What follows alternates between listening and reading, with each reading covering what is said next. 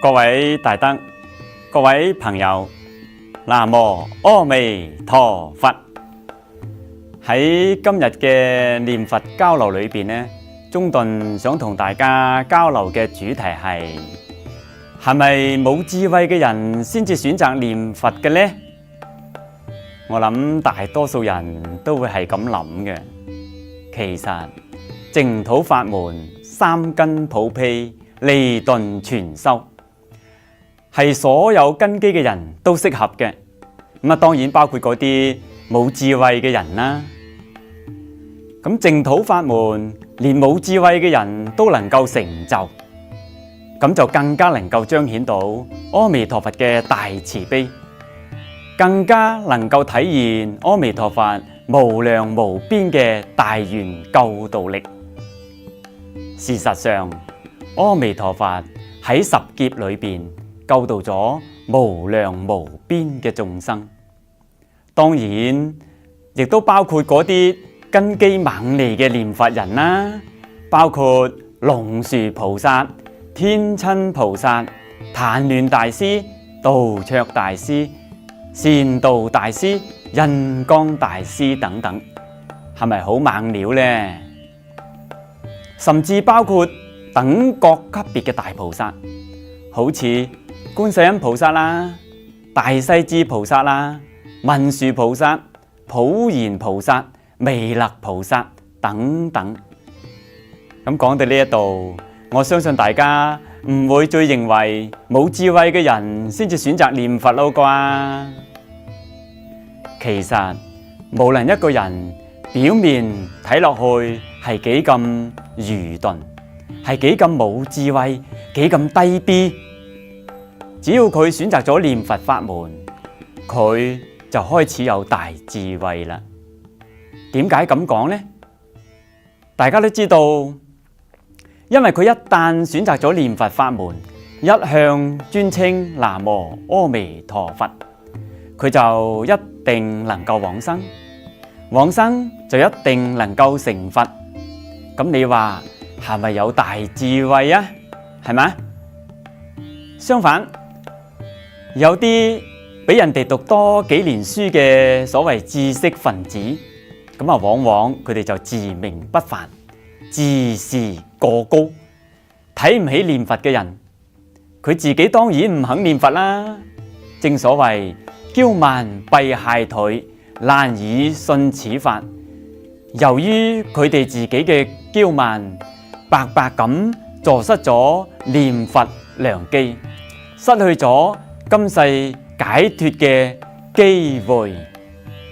有好多個案都係咁嘅，譬如有位知識分子咁，佢屋企環境唔錯嘅，佢當時學佛嘅時候呢，係俾佛學高深嘅哲理所吸引而走入佛門嘅。咁後嚟呢，佢神時某時咁都將心經掛喺嘴邊咯噃。佢話觀自在菩薩行深般若波羅蜜多時，照見五蘊皆空，度一切苦厄。舍利子，色不異空，空不異色，色即是空，空即是色。哇，真係背到滾瓜爛熟啊，係咪啊？有一日，佢去完街揸車翻屋企，發現自己嘅車位咧俾人泊咗，call 鬧嘢啦，仲得了嘅？佢大發雷霆，破口大鬧，即刻就 call 咗架拖車嚟，將嗰架車拖走咗。嗰個時候，佢平時好熟悉嘅色即是空，空即是色，連影都冇埋咯。其實心經係大菩薩修行到好高深境界嘅時候嗰個自然狀態嚟嘅，絕對唔係我哋凡夫用表層嘅意識對表面文字嘅膚淺理解啊。咁有啲知識分子學佛最大嘅障礙就係呢一個所知障啦。由於佢比一般人知得多，佢自己就以為自己識好多。其實只要你係人，你就同一般人咁樣，只能夠生存喺呢個三維空間入邊。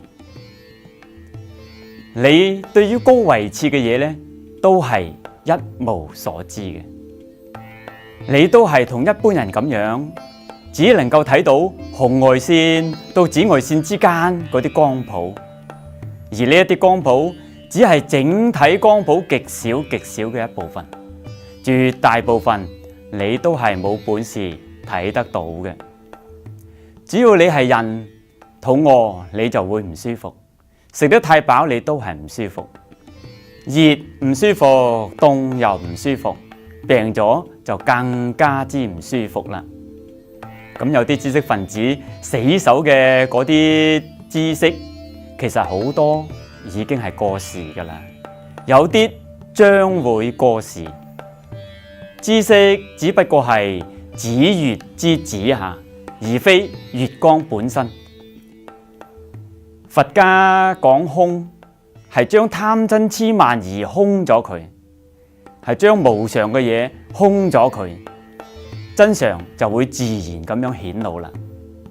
正如一間屋咁樣，有空間先至可以住人，又好似隻杯咁，有空位先至可以裝水，係一樣嘅道理。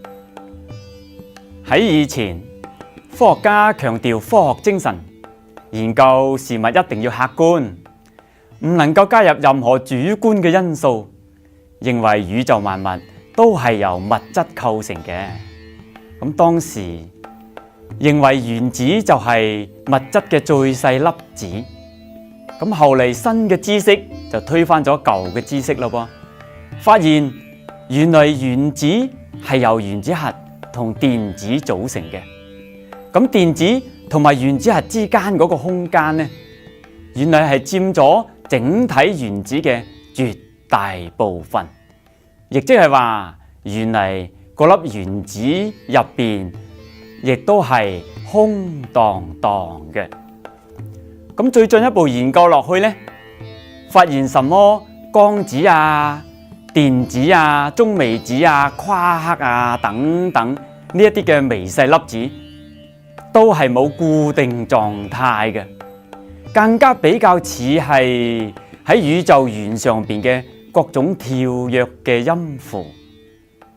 咁多種多樣嘅物質世界，到最後發現原來係以精神為基礎嘅。各位，正如《金剛經》所講，一切有為法如夢幻泡影，如露亦如電，應作如是觀。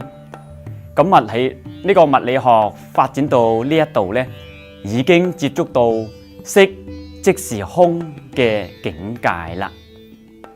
話又講翻轉頭，要做到契入空性，的確好難嘅，因為嗰個係層次嘅體現，我哋都係凡夫，絕對係做唔到嘅。